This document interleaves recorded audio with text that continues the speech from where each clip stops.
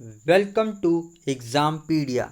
आज है 29 अगस्त 2020 और 29 अगस्त 2020 से करंट अफेयर्स के जितने इम्पॉर्टेंट क्वेश्चंस हैं उन्हें हम इस वीडियो में डिस्कस करेंगे।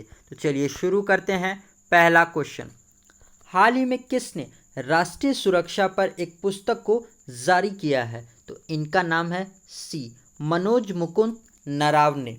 तो अभी हमारे भारतीय सेना प्रमुख जनरल मनोज मुकुंद नरावने ने यूनिवर्सिटी के अंडर ग्रेजुएट छात्रों से लेकर डॉक्टरेट उम्मीदवारों के द्वारा लिखी गई पुस्तक राष्ट्रीय सुरक्षा चुनौतियां युवा विद्वानों के परिपेक्ष्य यानी national security challenges youth scholars perspective नामक पुस्तक को रिलीज किया है। इस पुस्तक को army think tank centre for warfare studies द्वारा प्रकाशित किया गया है। ये पुस्तक राष्ट्रीय सुरक्षा से संबंधित विभिन्न विषयों पर लिखी गई है, जिसका उद्देश्य देश के युवाओं के बीच रणनीतिक यानी स्ट्रेटेजिक सोच को विकसित करना है।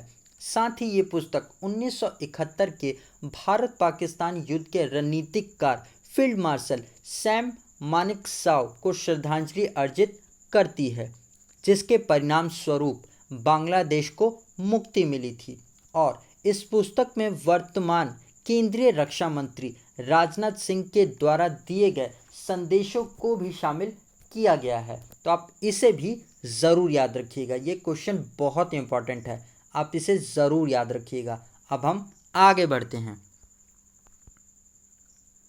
हाल ही में किसने क्रिकेट द्रोणा नामक पुस्तक को लिखा है? तो इनका नाम है ए वासुदेव जगन्नाथ प्रांजपे। तो अभी प्रसिद्ध कोच वासुदेव जगन्नाथ प्रांजपे, जिन्हें वासु प्रांजपे भी कहते हैं, और इन्होंने ही इस पुस्तक क्रिकेट द्रोणा को लिखा है।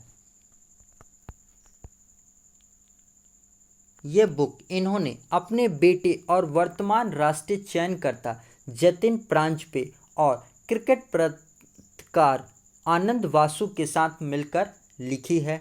तो इस पुस्तक में सुनील गावस्कर, सचिन तेंदुलकर, राहुल द्रविड़ और रोहित शर्मा जैसे भारत के महान क्रिकेटरों के करियर को आगे बढ़ाने में प्रांजपे के प्रभाव के बारे में बताया गया है। साथ ही इस पुस्तक में सुनील गावस्कर, सचिन तेंदुलकर और राहुल द्रविड़ के निबंध को भी शामिल किया है। तो आप इसे भी ज़रूर याद रखिएगा। अब हम आगे बढ़ते हैं। हाल ही में किस नाम से रक्षा मंत्री ने एनसीसी कैडेट्स के ऑनलाइन परीक्षण के लिए एक ऐप को लॉन्च किया है? तो इस ऐप का नाम है सी DGNCC। तो अभी केंद्रीय रक्षा मंत्री राजनाथ सिंह जी ने नेशनल कैडेट कॉर्प्स क्रेडिट के ऑनलाइन ट्रेनिंग में हेल्प करने के लिए DGNCC नामक मोबाइल एप्लीकेशन को लॉन्च किया है। यहाँ पर DGNCC का मतलब भी है जो है directorate general national cadet corps.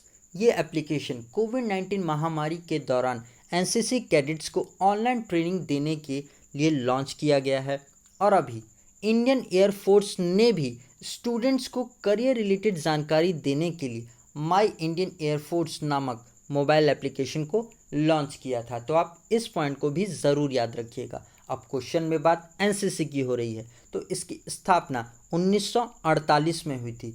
इसके डायरेक्टरेट जनरल हैं लेफ्टिनेंट जनरल राजीव चोपड़ा, और इसका मोटो है यूनिटी एंड डिसिप्लिन, यानी एकता और अनुशासन। तो आप इसे भी ज़रूर याद रखिएगा। और गाइस, अगर ये वीडियो आपको अच्छा लग रहा है और आपके आने वाले एग्ज़ाम के लिए हेल्पफुल है, तो इसे लाइक और अपने फ्रेंड्स के साथ शेयर ज़रूर करिएगा। और अगर आप इस वीडियो को पहली बार देख रहे हैं, तो आने वाले वीडियोस के नोटिफिकेशन के लिए आप इस चैनल को सब्सक्राइब ज़रूर कर लीजिएगा और पास में आए हुए आइकन को भी ज़रूर प्रेस करिएगा, तभी आपको आने वाले वीडियोस के नोटिफिकेशंस मिल पाएंगे। अब हम आगे बढ़ते हैं। हाल ही में 500 टी20 विकेट लेने वाले पहले गेंदबाज कौन बन गए हैं? तो इनका नाम है ए. Devine Bravo. तो अभी वेस्ट इंडीज के ऑलराउंडर डेविन ब्रावो बुधवार को 500 टी20 विकेट्स लेने वाले पहले गेंदबाज बन गए हैं। डेविन ब्रावो ने कैरेबियन प्रीमियर लीग मैच के दौरान ट्रिनिडाद नाइट राइडर्स और सेंट लूसिया जोक्स के बीच मुकाबले में ये उपलब्धि हासिल की। इन्होंने वेस्ट इंडीज़ के 2016 और 2012 के वर्ल्ड कप जीत में एक अहम भूमिका निभाई थी। डेविन ब्रावो विश्व भर के लगभग सभी टी20 क्रिकेट लीग में खेल चुके हैं, जैसे कि Indian Premier League, Big Bash League, Bangladesh premier league और पाकिस्तान सुपर लीग में भी खेल चुके हैं। तो आप इनका नाम ज़रूर याद रखिएगा, ये टी20 के बहुत इम्पॉर्टेंट खिलाड़ी हैं। अब हम आगे बढ़ते हैं। हाल ही में कौन कैरेबियन प्रीमियर लीग में खेलने वाले पहले भारतीय बन गए हैं? तो इनका नाम है ए. प्रवीण तांबे। तो अभी 48 वर्षीय भारतीय लेग स्पिनर प्रवीण तांबे ने कैरेबियन प्रीमियर लीग में खेलने वाले पहले भारतीय बनकर इतिहास रच दिया है। इन्होंने केरोन पोलार्ड की अगुवाई वाली टीम में चोटिल सुनील नारायण की जगह लेने के बाद कैरेबियन प्रीमियर लीग की तरफ से ट्रिनिडाद नाइट राइडर्स के लिए अपना डेब्यूट मैच खेला। प्रवीण तांबे ने अपने पहले ओवर में ही एक विकेट चटकाकर अपनी शुरुआत को यादगार बना दिया।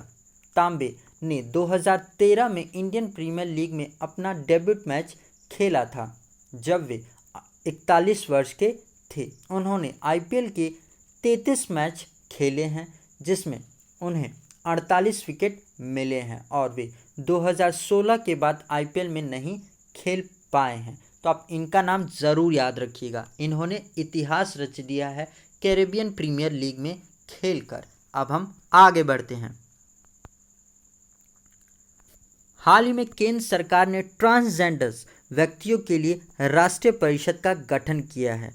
उस परिषद के वर्तमान अध्यक्ष कौन हैं? तो इनका नाम है थावर चंद गहलोत।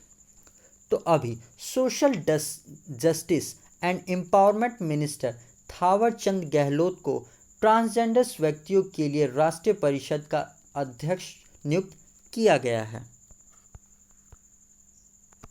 ये राष्ट्रीय परिषद ट्रांसजेंडर्स व्यक्तियों की समानता और पूर्ण भागीदारी प्राप्त करने के लिए डिज़ाइन किए गए नीतियों और कार्यक्रम के प्रभाव की निगरानी और मूल्यांकन करेगी। तो आप इसे ज़रूर याद रखिएगा, ये पहला राष्ट्रीय परिषद है जो ट्रांसजेंडर समुदाय के लोगों के लिए किया गया है। अब हम आगे बढ़ते हैं। हाल ही में इसरो के साथ स्पेस इनोवेशन इंक्यूबेशन सेंटर की स्थापना करने वाला देश का पहला विश्वविद्यालय कौन सा बन गया है? तो इसका सही आंसर है ए. वीर सुरेंद्र साई टेक्नोलॉजी यूनिवर्सिटी। तो अभी उड़ीसा के वीर सुरेंद्र साई प्रौद्योगिकी विश्वविद्यालय ने इसरो के साथ मिलकर एक इनोवेशन कम इंक्यूबेशन सेंटर स्थापित करने वाला देश का पहला विश्वविद्यालय बन गया है। तो ये पहल युवा वैज्ञानिकों को बढ़ावा देने में मदद करेगी। साथ ही इसरो इस बुनियादी ढांचे के विकास के लिए तकनीकी परामर्श सहायता के रूप में 50 लाख रुपए की वित्तीय सहायता प्रदान करेगी। अब इस क्वेश्चन में बात इसरो की हो रही है, तो इसका मतलब है इंडियन स्पेस रिसर्च ऑर्गेनाइजेशन। इसकी स्थापना 1969 में हुई थी। इसका हेडक्वार्टर बेंगलुरु में है और इसके चेयरमैन हैं के सिवन, इन्हें हम रॉकेट मैन ऑफ इंडिया के नाम से भी जानते हैं। और इसका मोटो है space technology in service of human kind. तो आप इसे ज़रूर याद रखिएगा। अब हम आगे बढ़ते हैं। हाल ही में किस बैंक ने युवाओं के लिए लिबर्टी सेविंग्स अकाउंट सेवा शुरू की है? तो इसका सही आंसर है सी. एक्सिस बैंक ने। तो अभी एक्सिस बैंक ने युवाओं और डिजिटल इच्छुक भारतीयों के बदलती जीवन शैली की ज़रूरतों को पूरा करने के लिए ये लिबर्टी अकाउंट सुविधा को शुरू किया है। इसमें ग्राहकों को प्रति माह 25,000 रुपये का मिनिमम बैलेंस बनाए रखना है। साथ ही इसमें कोविड-19 महामारी के तहत प्रति माह 25,000 रुपये का कवर दिया जाएगा। तो आप इसे ज़रूर याद रखिएगा। अब क्वेश्चन में बात एक्सिस बैंक की हो रही है, तो इसका हेडक्वार्टर है मुंबई में। इसके एमडी सीईओ हैं अमिताभ चौधरी और इसकी टैगलाइन है बढ़ती का नाम जिंदगी। तो आप इसे ज़रूर याद रखिएगा। अब हम आगे बढ़ते हैं। हाल ही में किसे द मुस्लिम 500 पत्रिका द्वारा मैन ऑफ द ईयर से सम्मानित किया गया है? तो इनका नाम है ए इमरान खान को। तो अभी जॉर्डन की हर साल प्रकाशित होने वाली मैगजीन द मुस्लिम 500 के में पाकिस्तान के प्रधानमंत्री इमरान खान को man of the year award से सम्मानित किया है।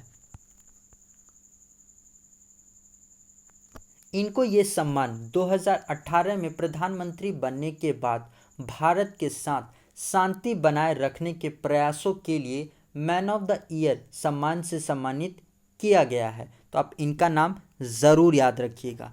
अब हम आगे बढ़ते हैं।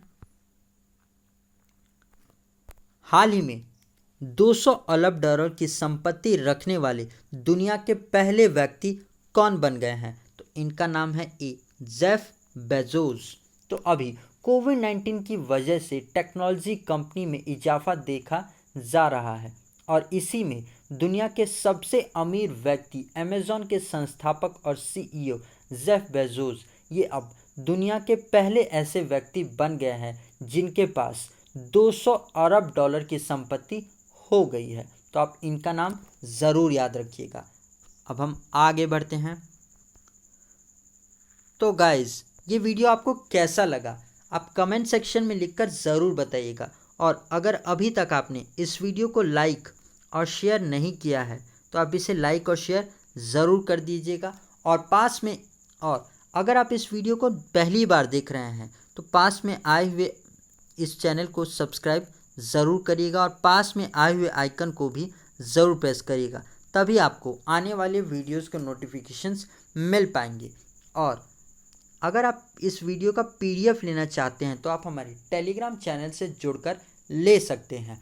आज के लिए इतना ही। Thanks for listening.